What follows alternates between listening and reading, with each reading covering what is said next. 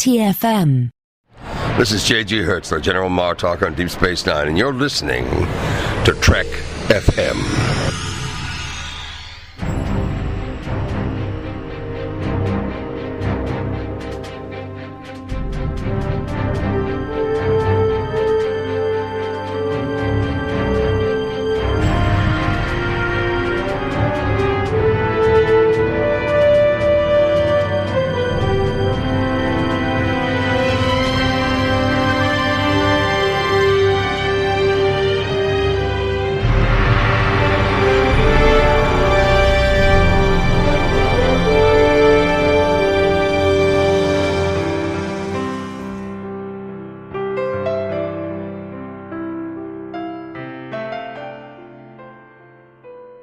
Welcome, Niners, to another episode of The Orb, our dedicated Deep Space Nine podcast. I'm Christopher Jones, and with me, as he always is my esteemed co-host, Matthew Rushing. Matthew, I gotta say, you're looking pretty sharp in Command Red today. Well, Chris, I just decided that it's time to take, literally a new track with my career, and leading is where I'm feeling led to go.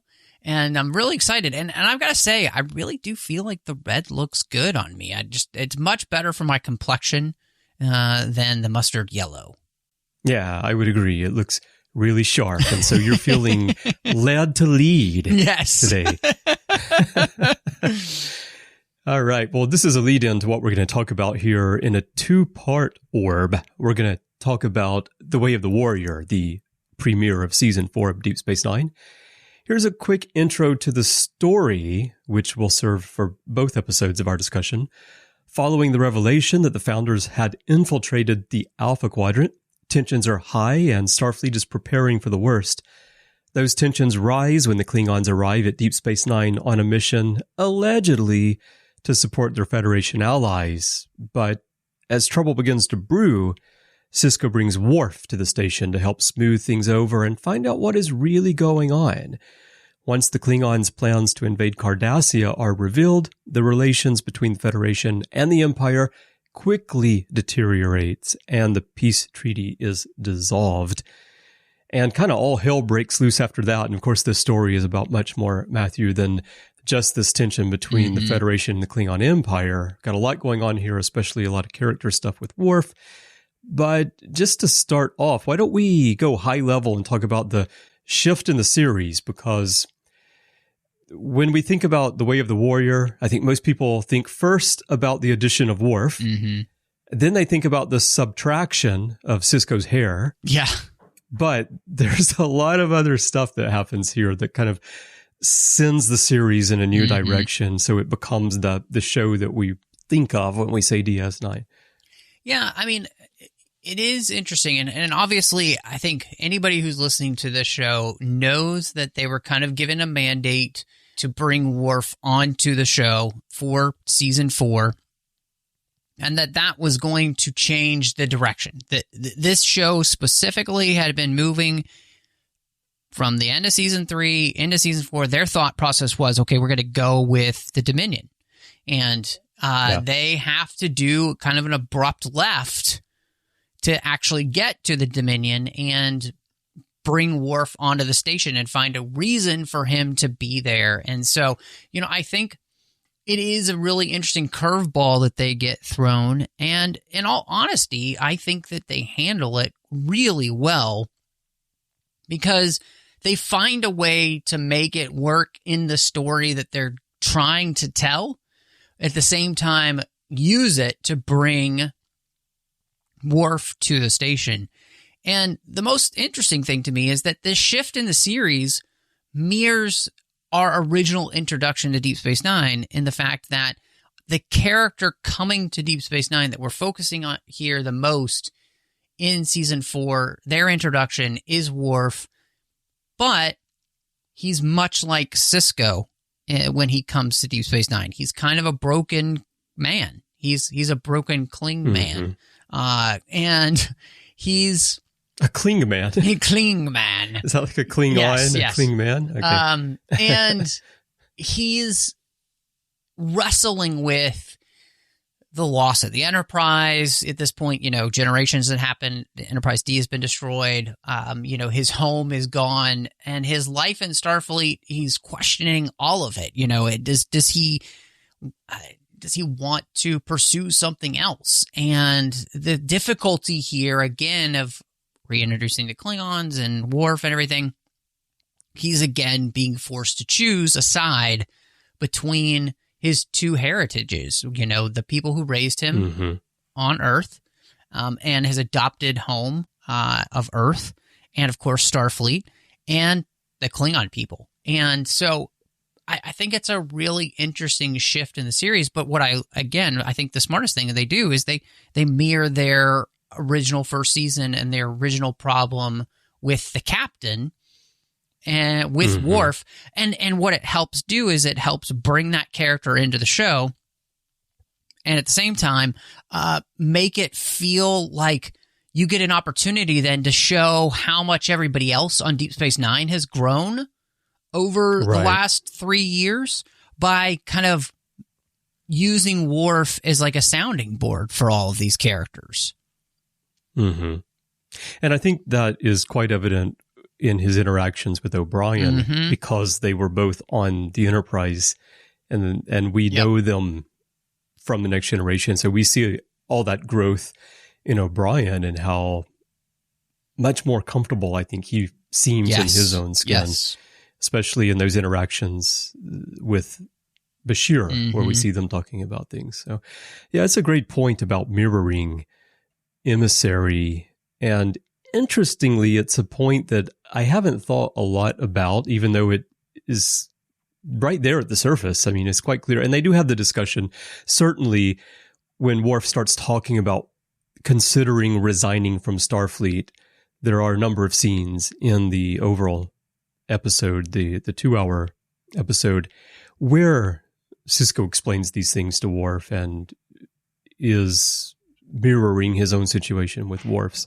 But from a creative standpoint, from a storytelling standpoint, yeah, it's quite interesting to almost halfway through the series to return to that original premise. I wanted to ask you, with the shift in the series, like just kind of thinking back, how did you feel about that? Like, because this is a major change, but like you said, in many ways, I think a lot of people, when they think of Deep Space Nine, they do kind of think of season 4 onwards, because not only do we change the fact that Worf's there, Sisko finally gets to lose the hair, we change the theme too. Yeah. The theme was interesting because especially at this time, when this first aired, I had just finished university and, I have a degree in music and I'm actually a professional classical musician. I play bass trombone, and the change in the theme, one of the big changes was the addition of this driving bass line, which of course I loved. One thing that I love, just to talk about the music for a minute, one thing that I love about the change in the music and how it ties into the change in the series itself, into the story, is that it doesn't fit together. Like, we've seen them pep up music on other shows before. Of course, Enterprise did the same thing. Enterprise went to kind of faster rock ballad thing as well. But if you listen to the original version of the DS9 theme, the melody that's going through there, and then the bass line that they put underneath, they don't quite fit together. There's like this fighting going on musically. There's it's not dissonance in the sense of chords being dissonant, but it's like a dissonance in the sense of not neatly fitting together. And I just think that so perfectly sums up Deep Space Nine itself, and especially the story from this point to the end of the series. There's always this little bit of uneasiness, this little bit of conflict, and this tension that's going. And I just think that the change in the theme fits that perfectly. Now, at the time, I didn't like it. I thought why are they doing this? I like the original theme. I love the original theme. Do we really need to do this? But over the years, I've come to really appreciate the change, and I do much prefer the peppier theme over the original. Mm-hmm. Yeah. I like that you mentioned the whole idea of that there's tension in it, because I think that is really what it means. The music, it really does help you relate to the actual tension that we have in the show. And there is always a lot of tension in Deep Space Nine, and I think the beauty of the shift in the series is that we get to actually dive into that even more. And in a lot of ways, even just throwing in the wrench, the Worf, throwing in the Worf to things, is something that they take something that I think could completely derail any other show, and they really make it work here. And they use it to their full advantage to tell a story that's even more nuanced than maybe the story they were planning on telling. And I think that's kind of the beauty of getting to shift the series here. And we all think of that shift fondly now, instead of like, oh man, that's when Deep Space Nine went downhill. Oh, yeah, right. Well, yeah, they were able to, we'll talk about it in a little while, but originally they were planning to go with changelings on Earth as the season 4 storyline, at least at the beginning, because we get that revelation at the end of season 3. And they did have to shift gears like this, but they still managed to tell that story anyway while bringing in Worf and making the transition and bringing in the Klingons, and just the deftness of the writing, the skill of the writing, and pulling all that together is very impressive. I want to make one more point before we leave music, because sometimes we get asked this, and I don't think we've ever talked about this on the podcast. I'm talking about how the original melody and the additional bass line all don't quite fit together. It's almost like they're two different pieces. Even the rhythm, it doesn't fit so well. The theme music to this podcast, what people may not know, is I overlaid 2 completely separate pieces of music to do the theme music to this podcast. It's the introduction to The Way of the Warrior, the very first music you hear when The Way of the Warrior starts, and the theme to DS9. They're 2 different compositions, and at one point I laid them over the top of each other. That's why you hear all this kind of strange dissonance going on when you listen to the beginning of this podcast. Yeah, just a musical point there. Absolutely. Yeah, it captures the mood of the show quite well. Okay, so talking about Worf, let's talk about welcoming Worf, because you asked me a moment ago how I felt at the time about the shifts in the show, and this is part of that. And I'm one of the people that when I found out that Worf was coming to Deep Space Nine, I was not happy about it. I thought, man, this sounds like a stunt. They say the ratings are falling. They want to do something. They want to bring the TNG fans over to DS9. And I think that is part of what they were doing. They wanted to bring the TNG fans and the Klingon fans over. But I just thought, Worf is a next generation character. To me, he's TNG. I like the DS9 characters that we have. I don't think we need to bring him in. I don't think this is going to be good for the show.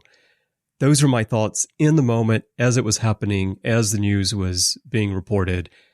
But of course, anyone listening to the show knows how I feel today about Worf being on DS9. And I think it was the best move ever for the character and also a great move for the show. But how did you feel that?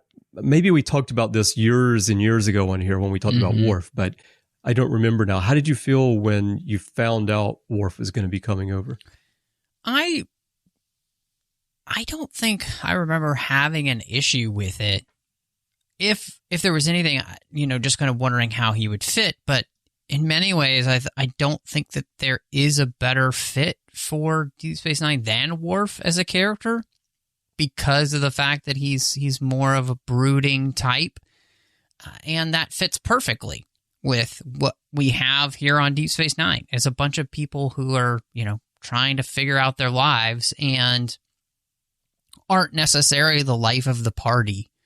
And in many ways, I think it just feels more realistic as a show, where it's not all of these completely outgoing characters all the time, and so I think for me, bringing in Worf is a really smart move. And what I think, rewatching the episode, what I was really shocked by, again, I think, is just how well Worf meshes immediately with all of the characters and all of the actors. So he feels like he's been there the whole time, really. I mean, and just case in point, I think we've talked about before, but I think his interaction with Bashir and O'Brien at the bar, and then, of course, Kira and Dax come down. They've just been in the holodeck. That whole interaction there is fantastic. All of the chemistry is working between the actors in different ways, but they have a good chemistry together. And then, of course, immediately Terry Farrell and Michael Dorn have chemistry together. They're almost like rewatching. I was amazed just to see the way their characters kind of felt like they were already making eyes at one another. And so to me, the beauty of this is that they get this forced on them, but it works. Yeah. And it works because of the actors. It works because of the writing. And I think it works because they got lucky. Because Michael Dorn might not have meshed with the Deep Space Nine people, but he did. And I think everyone here just makes the absolute most of it as a way to further their own character development to be able to play off this new character. And that's great. Yeah, he meshes wonderfully. I think it helps a lot that his character was so well established already, and he had been playing that character for so long. So for him to walk into that setting and to be playing a Starfleet officer, Klingon, in that situation was already very natural for him. I mean, he's not trying to find a character, so that helped a lot. And then the fact that this is the start of season 4, and of course, we're not talking about these really short 10-episode seasons that we have on TV shows these days where you say, it's season 4 now. And I'm thinking, okay, but, you've only done 4 more episodes than one season in the past. So it's not really like you've settled into your character the way that past TV shows had. In this situation, everyone had been playing their characters for so long that they were all very comfortable. And so, it was a great environment. And the fact that they had already established that Jadzia's previous host had been involved with Klingons, and therefore Jadzia already had this connection to Klingons, I think that helped a lot to make that connection work.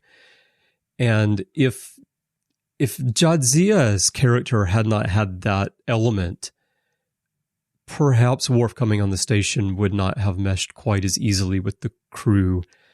Because also Sisko, through his relationship with Curzon, also has a bit more of an understanding or an affinity to Klingons than other Starfleet captains that we've seen in the past. And so, that helped a lot. No, as well. I completely agree with that. And I'm really glad that you brought that up, because it's almost as though they had, it's almost like they had known, but they didn't. And again, it's one of those places where it does become kind of a felicitous thing, in the sense that they had already created those story points, like you said. We've already spent so much time with all of these characters, and then you bring in another character that we've all spent so much time with, and he does mesh well with everyone. And so I think it creates the perfect storm of wonderfulness. Yeah. And, again, I think one of the beauties of the thing about this episode is that we give Worf probably the same amount, if not more, of character development in this 2-part episode that he got in all of TNG, really. Yeah. Yeah. Which I'm sure for Michael Dorn as an actor was a very attractive proposition, especially once he realized that they were going to be developing the character. It's a different kind of TV show, so it's not so much a fault of TNG that the characters are not very developed. That's just the type of storytelling on that show. And here you get more of a shift. The thing about the character development and all, and me talking about how I felt about the news that Worf was going to come on, is that at that point in my life as a viewer, I was not as interested or concerned about character development like I am now, and as I have been, all the decade that we've been doing this show together. So at that point in time, the prospect of Worf's character being explored and richly developed wasn't something that I was really thinking about or considering. But then as the show went on, you know, I started to care about those things more, and then I also started to see what they were doing. The other thing, while we're talking about characters, we might want to return to this later on, but the fact that they could bring Worf onto the show, a show that already has a full main cast and already has all of these other characters who we're getting to know, and we see a lot of them in this story, Garrick, Dukat, and they introduce more in this story. Martok, who we'll talk about, they bring Gowron back in. There's so much stuff going on, and yet you don't feel like any of the characters are getting shortchanged. We learn new things about Bashir and O'Brien and Kira and Dax and Quark and Dukat and everyone. We keep learning new things in this episode while they're still fully, properly introducing and servicing an additional character as part of the main cast.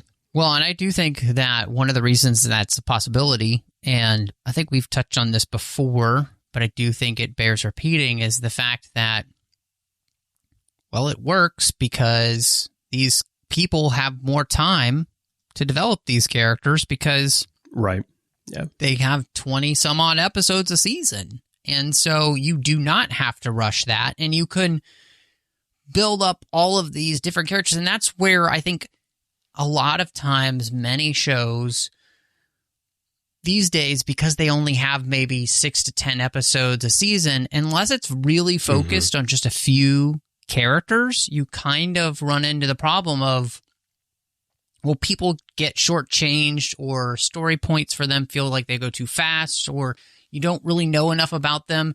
And that, again, bringing in Worf, we mentioned he's had 7 seasons on a show, and these other characters have all had 3 seasons of a show already, but they're like twice the length of seasons today, and that really does help you feel much more comfortable, but it also just gives you more time for development in the first place. So, yeah, again, it's one of those things where I think it all works so well to their benefit to be able to do this. Yeah, definitely. So while we're talking about Worf, we're talking about Klingons, let's talk about one of the other big shifts in the series here, which is bringing back the Klingons. We talk about they had a mandate to bring Worf back, but what they really had a mandate for was to do something to shake up the show, because the studio's looking at the ratings and they feel like, the ratings are falling and we need to do something that's different. Maybe DS9 is too slow for most Star Trek fans. It's not connecting this way. You know, we know in reality there are many reasons why the ratings were sliding, and Ira talks about that a bit in the documentary that came out recently. But anyway, they had a mandate to do something to shake up the show, and their first thought was apparently to have the Vulcans leave the Federation. Because, oh my God, the Vulcans, one of the founding members of the Federation, they're going to leave, and that's going to create some kind of tension and excitement and really shake things up. Of course, the reality is the Vulcans as a race have never been a big part of Star Trek at this point. We've had Spock, and the Next Generation avoided Vulcans as much as possible for the first half of the series. And then we did get unification, but the Vulcans were never a big part of the Star Trek story. And then Deep Space Nine made an effort to use Vulcans, but still they were just there as admirals or members of, Federation officers who we see, such as that. So I don't think personally that having the Vulcans leave the Federation would have really shaken up the series or opened the door to the kind of bigger storytelling that they really needed for the series and to create the masterpiece that DS9 became, that we all love. I think you're absolutely right in that this cracks open the storytelling for them in the sense of what they were going to do with the Dominion, where they're going for that. And this actually, I think, bringing in the Klingons. This whole part of the left turn actually allows them to accentuate just how dangerous the Dominion is. And I think it really works, absolutely. But I think an even bigger part of that is if you look at Star Trek overall, and, Star Trek, it needs to evolve with the times. And we're seeing that today with the series, whether you're a fan of the series or not, like Discovery, it is a case of Star Trek evolving with the times and the types of stories that it's telling. And so that's been true throughout Star Trek's history. And at this point in time, we had come out of the Next Generation where there was this idea that the Federation and the Klingon Empire had become allies. And later, during that time, the Undiscovered Country came out, and we actually got a name put to that. We got the Khitomer Accords. So we found out how that came to be and why during the 24th century, the Klingons and the Federation are allies.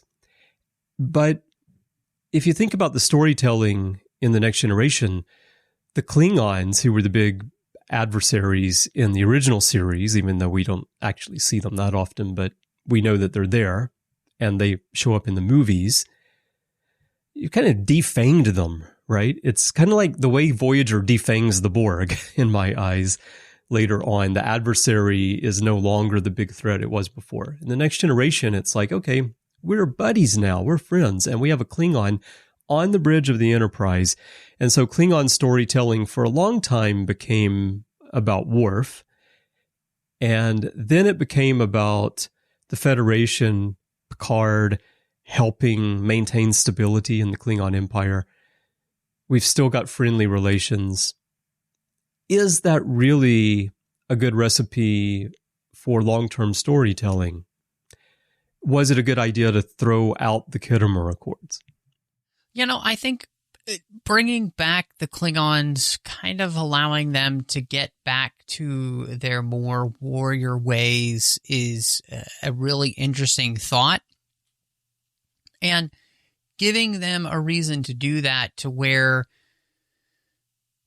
they're fearful of the Dominion, is great. And of course, the way that's going to play out later on in the series is we're going to learn, exactly who's really behind all that and where the big push comes from and why. But I think it's one of those places where the writers found the right buttons to push with the right race to be pushing them with. And the Klingons already disliked the Cardassians in the first place. The Cardassians disliked the Klingons. So, the founders here pick the two best races to kind of create a quick war and destabilize the Alpha and Beta quadrants very quickly. And I think that's the genius of it, is that the Deep Space Nine writers truly understand, I think, the Klingons very well. And I think, as much Klingon stuff as we do get in the Next Generation, and I think that it sets the template for what we're going to do on Deep Space Nine. For Deep Space Nine, we take that and we just run with it. And we do that in a way that I think continues to deepen and strengthen that portrayal of this race. And in many ways, jumping to it, I think by giving us Martok, who's going to become a really important member of the show in later seasons, like, he becomes this fascinating way of kind of watching, like, we've seen many warrior Klingons, right? But Martok has a nuance to him at the same time. Part of that's the way he's played by J.G. Hertzler. And part of that's obviously the writing for the character as well. But, this gives us the ability to kind of peek inside the warrior cast of the Klingons and give them more nuance. And so I think bringing in the Klingons and then giving us this new character of Martok, who's going to become one of the greatest characters in Deep Space Nine by the end, is fantastic. Well, Martok, for me, might be the greatest Klingon character in all of Star Trek, even above I'll drink Worf. to that. They're different. Yeah, I mean, there are different types of characters. Like, as a pure Klingon, not someone who grew up on Earth and served in Starfleet, he's definitely the greatest. And the other would be Worf, probably because Worf became such a nuanced and very interesting character.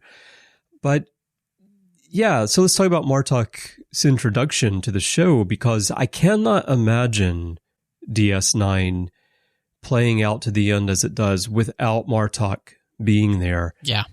Without J.G. Hertzler being there playing Martok. You could say, well, there would have been a different Klingon. You could have had a different actor playing Martok. You could have had a different general instead of Martok.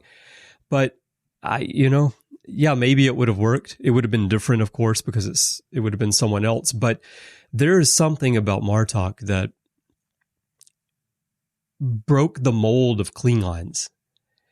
I'm not a huge fan of Klingons as far as the Klingon stories go. When a Klingon episode comes on, it's like, okay, I'll watch. There's some that I really like, but there are a lot where I kind of get bored with them, especially Next Generation stories where the Klingons come and are the focus of an episode. And I think one reason for that is that I feel that they're just... I don't want to call them one-trick targs, but they're not as nuanced as, say, the Cardassians became on DS9. But I feel that starting with this episode, that this wonderful group of writers on DS9 was able to break that mold, and it started with Martok and it started with Worf coming onto the show, and Martok just feels like a fully realized character in the same sense that Gul Dukat is at this point. And you didn't see that with someone like Gowron on The Next Generation. And Gowron comes back here, and he's Gowron. He's your crazy Uncle Gowron that we all love, that shows up at the party with his bulging eyes and his outgoing personality. But he still serves that role that Klingons had served up to this point of they were in the story for a specific purpose to play against Picard. But here you've got someone who is sort of independent from Sisko or what's going on with the other parts of the story, the Starfleet story, Federation story. And even he's meeting Worf for the first time too. And we get that establishment of their relationship and the way he reacts to Worf, like Worf disarming his son and pulling him to his quarters to ask him questions. You would kind of expect with Klingons that the dynamic would be different, that Martok would look down on Worf because Worf is not a real Klingon, for example. But Hertzler, he doesn't play it that way. He plays it like, I feel like a real person, not a cardboard cutout warrior. No, I 100% agree with you on that. And I really like that you pulled out his portrayal when he's talking to Worf and just the way in which he's a no-nonsense character. He doesn't put on pretense for any, there's no reason for him to put on pretense. He just is who he is, and, he's not trying to make himself better than he, should be, or, he's probably more humble than he needs to be as well, especially as we get to know him later. And so, no, I 100% agree. And the strange part is that what we meet here is supposedly a changeling, even though somehow he's able to beat the blood screening. Yeah. Well, okay. So yeah, we should bring that up because people listening will say, but wait, that's not Martok. That's a changeling. And, that's where there's like a bit of retconning in the story. At the point that he was brought in here, I don't think there was any intention that he was a changeling. But then later there's that line where we find out that, okay, well, at this point in time, Martok had been replaced. And so, yeah, maybe he's a changeling. If you watch this episode with the mindset that he's just a Klingon general, it works perfectly fine. if you watch this episode with the mindset that he's a changeling trying to influence Gowron, it also works fine. You can see it both ways, and you can read things into the acting and the portrayal if you want. He does cut his hand to check to make sure that they're all people. They're not changelings, and the blood drips. But then there's that theory that, well, maybe they had found a way to beat the screenings, or maybe the changeling had hidden blood in his palm, and that's why he cut his palm.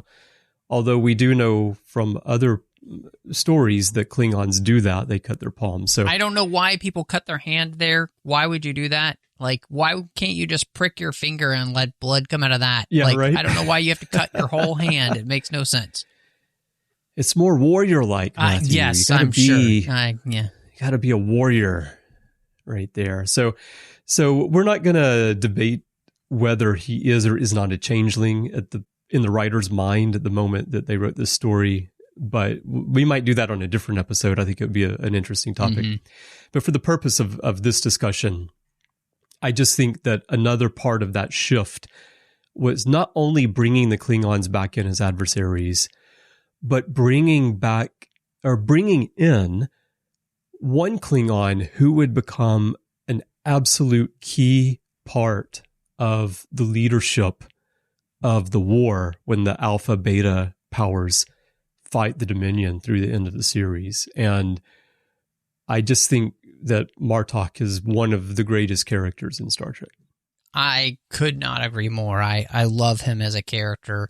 He is legitimately one of my favorite Deep Space Nine characters, especially when you think of the menagerie of characters that we have. But he is great. Yeah.